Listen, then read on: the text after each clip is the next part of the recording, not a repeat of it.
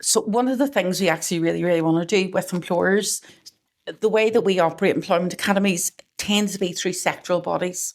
So I'll just give you an example. It could be the Software Alliance, the Northern Ireland Social Care Council, the National House Building Council, Logistics UK, because they coordinate employers in their sector.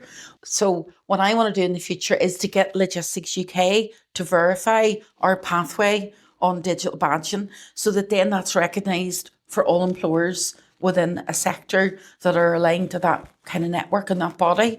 And it gives employers confidence that if they go through it with us, so for example, in logistics and transportation, there could be a badge that's on their theory, their practical test, the fact that they've achieved a Category C licence. Now, in the background, they also have their own licence and can verify that, but each step of that pathway is verified through a sectoral body.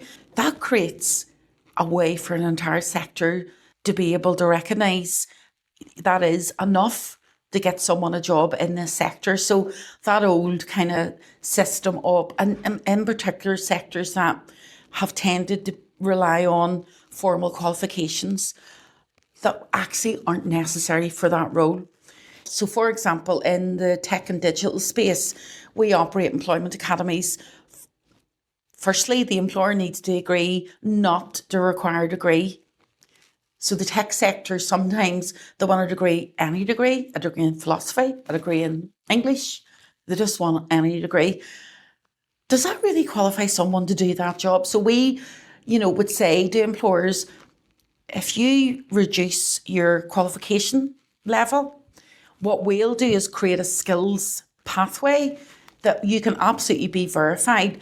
People have the aptitude and they have the skills needed to go for a job in your company. Will you interview them for that post?